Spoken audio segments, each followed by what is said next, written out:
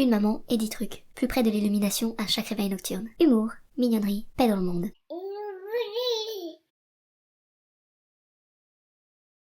Bonjour à tous, c'est Véronique du blog Une maman et 10 trucs et aujourd'hui je fais une vidéo sur un sujet un peu spécial, je vous l'accorde, la placentophagie, à savoir manger son placenta. Je ne suis pas une professionnelle certifiée de la placentophagie, mais j'ai quand même fait quelques recherches pour faire cette vidéo, mes sources étant Doctissimo, Magic Maman et Wikipédia bien sûr. Donc je vous préviens, attention, tout ce que je vais dire est scientifique et très fiable. Mais déjà, avant de rentrer dans le vif du sujet, qu'est-ce que le placenta ? Personnellement, avant d'être enceinte et avant d'avoir mon premier enfant, je ne savais pas ce qu'était un placenta et j'ai vu la chose sortir de mon corps et après j'ai compris. Quand une femme est enceinte, dans son corps se développe un embryon qui devient un fœtus, qui devient un bébé, c'est-à-dire un être humain. Normalement, jusqu'ici, je n'apprends rien à personne. Dans l'utérus est aussi créé un placenta. C'est un organe qui n'existe que pendant la grossesse, qui grandit en même temps que le bébé et qui permet d'assurer les échanges nutritifs entre le bébé et la maman. C'est un amas de tissu organique spongieux qui est accroché à la paroi de l'utérus et qui est relié au bébé par le cordon ombilical. Pas de placenta, pas de bébé, pas de placenta. Le placenta n'est donc pas un être vivant, au contraire du bébé. Quand une femme accouche par voie naturelle, elle accouche a priori en 2 étapes. D'abord, le bébé sort, c'est ce qu'on appelle la naissance, puis le placenta se détache de la paroi de l'utérus et sort à son tour, c'est ce qu'on appelle la délivrance. Et là, on se retrouve avec un bébé et un placenta accroché au bébé par le cordon ombilical. Si on l'a pas coupé avant, on coupe le cordon ombilical, on garde le bébé. Que faire du placenta ? Le manger. Voici donc 10 trucs à savoir sur la placentophagie. Pour commencer, avant de rentrer dans le vif du sujet, une question philosophique se pose. À qui appartient le placenta ? À la maman ou au bébé ? C'est une véritable question philosophique. De quel droit la mère s'octroierait-elle tout le bénéfice de la consommation du placenta pour elle toute seule ? Après tout, le sang contenu dans le placenta est quand même le sang du bébé. La question est vite réglée puisqu'on peut penser que si la mère allaite, une partie de l'essence du placenta ingérée se retrouve dans le lait maternel, donc le bébé n'est pas en reste. Ingestion, éjection. Ingestion, éjection. Attention, en France, il est légalement interdit de récupérer son placenta, il n'appartient même pas à la mère, donc si on n'a pas le droit de le récupérer, a priori on a encore moins le droit de le manger. Je cite de sources fiables, Doctissimo, le code civil en France prévoit que le corps humain, ses éléments et ses produits ne peuvent faire l'objet d'un droit patrimonial, article 16-1-1. Donc une femme n'est pas propriétaire de son placenta. Donc en gros, soit le placenta peut être utilisé pour la science avec l'accord de la maman normalement, soit il doit être collecté et incinéré. Sous peine de sanction pénale, 2 ans d'emprisonnement et 75 000 € d'amende. Si je comprends bien, d'après mes recherches très poussées, à savoir 3 minutes sur Google, dans les faits, même en France, certaines femmes récupèrent leur placenta, notamment celles qui accouchent à la maison, et même en maternité, il y a des sages-femmes qui laissent les femmes prendre leur placenta. Je crois pas qu'aucune femme ait jamais été condamnée après avoir mangé son placenta, en tout cas j'en ai jamais entendu parler. Cette loi est en fait destinée à combattre les trafics d'organes, les histoires de greffe et tout. On n'est pas propriétaire d'un morceau de nous-mêmes une fois qu'il est sorti de notre corps. Et par extension, ça inclut le placenta.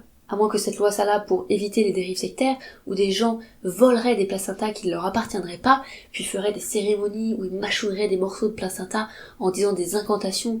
Je sais pas. Moi, j'ai pas eu ce problème, j'ai accouché aux États-Unis et au Royaume-Uni, jamais en France. Après, même aux États-Unis et au Royaume-Uni, manger son placenta n'est pas une pratique excessivement répandue. Simplement, ce n'est pas illégal comme en France. Là-bas, vous pouvez légalement repartir de la maternité avec le bébé dans la poussette ou dans le porte-bébé et le placenta dans la glacière. C'est bien beau tout ça, mais à quoi ça sert de manger son placenta ? Alors le placenta est plein de fer, de protéines, d'hormones, de vitamines, et le consommer après l'accouchement permettrait à une mère, entre autres, de réduire le risque de dépression postpartum et de favoriser la mise en place de l'allaitement. Bref, c'est pour reprendre du poil de la bête un peu plus rapidement après un accouchement.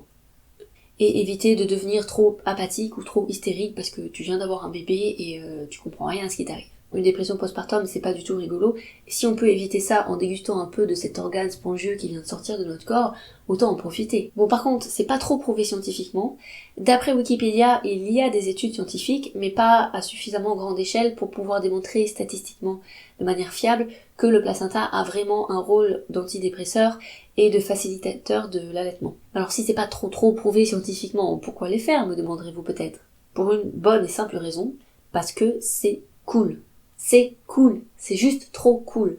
Manger son placenta, tu racontes ça au milieu d'un barbecue, tout le monde t'écoute direct. Enfin, en réalité, peu de gens savent vraiment ce que c'est qu'un placenta, mais c'est pas grave, au contraire, c'est l'occasion d'expliquer aux gens et de faire un peu sa savante. En plus, de nos jours, tu peux en parler sur le Facebook, sur le Twitter, sur le Pinterest, sur le YouTube, pour vous dire à quel point c'est trop cool. Kim Kardashian elle-même a mangé son placenta et l'a dit sur son Twitter, avec une photo. Bon, si à tout hasard, l'argument du c'est trop cool ne vous convainc pas, une autre raison qui peut vous faire réfléchir, c'est ce qui se passe dans la nature, ce que font les autres mammifères. En effet, quasiment tous les autres mammifères mangent leur placenta. Même une vache, qui est herbivore, donc c'est-à-dire qu'elle mange de l'herbe, dont son système digestif est fait pour digérer de l'herbe, même une vache devient en quelque sorte carnivore après avoir mis bas et mange son placenta pour faire le plein de protéines. L'exception, ce sont les mammifères marins, donc les dauphins, les baleines, etc., qui eux ne mangent pas leur placenta. Il faut dire aussi que manger son placenta, c'est une manière de faire le ménage. Il y a ce truc sanguinolent là, au mieux ça va attirer les mouches, au pire ça va attirer les prédateurs, donc une manière de tout nettoyer, c'est de tout lécher, tout manger, et voilà, il n'y a plus rien, c'est tout propre. Mais un dauphin, il n'a pas besoin de faire le ménage, il vit dans l'eau. Dans l'eau, le ménage se fait tout seul. Une poule ne mange pas son placenta. Je répète, une poule ne mange pas son placenta. Venons-en à l'aspect pratique. Comment manger son placenta? Vous pouvez le manger cru, la manière la plus simple c'est en smoothie, après l'accouchement, hop, vous mettez dans le mixeur, vous rajoutez quelques myrtilles, quelques bananes, vous mixez le tout, vous dégustez.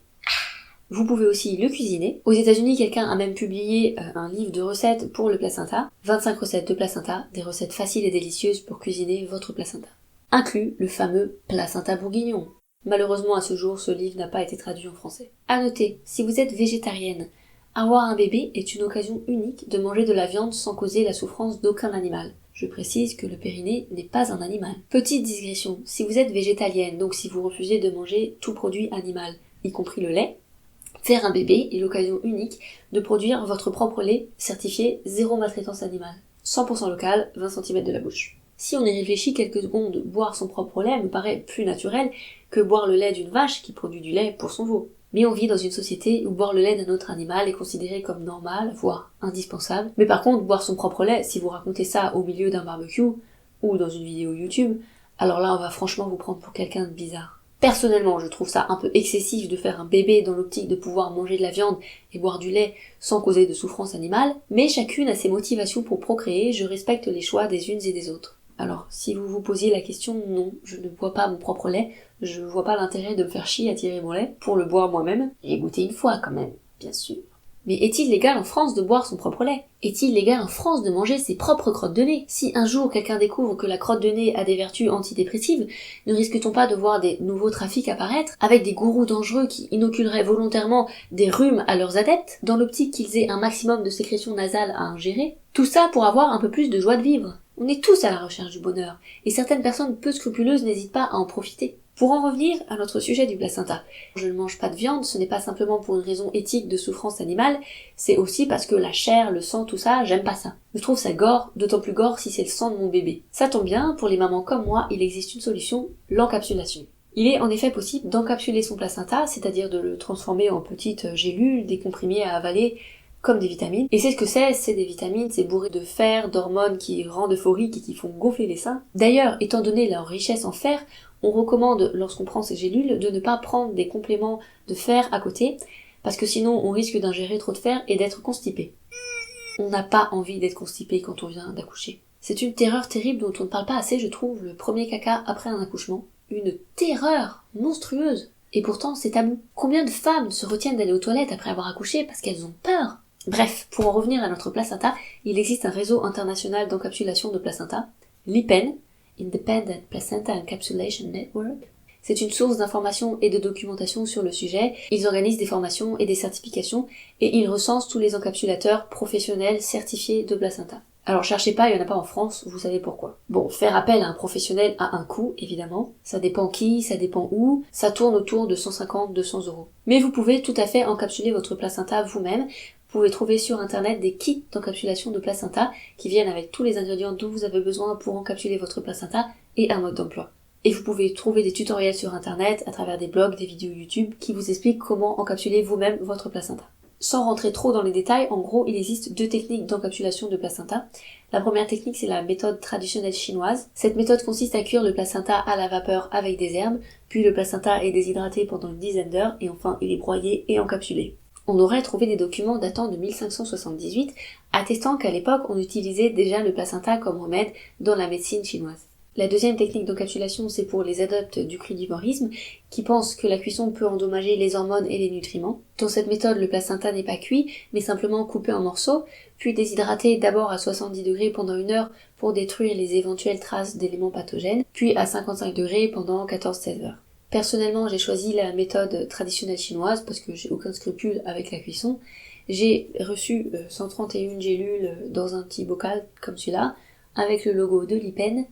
Voilà, alors 131 gélules, il faut savoir que j'avais un petit placenta, ça peut aller jusqu'à 200 gélules. Au-delà des gélules, il est aussi possible d'utiliser un petit morceau du placenta pour en faire des remèdes homéopathiques. Le principe, c'est de l'homéopathie, on dilue, et on obtient un remède à base d'essence de placenta très diluée. Et on peut obtenir comme ça des remèdes pour la maman et pour le bébé. Pour la maman, ça peut aider en cas de symptômes de stress émotionnel, chagrin, dépression, anxiété, deuil, déséquilibre hormonal.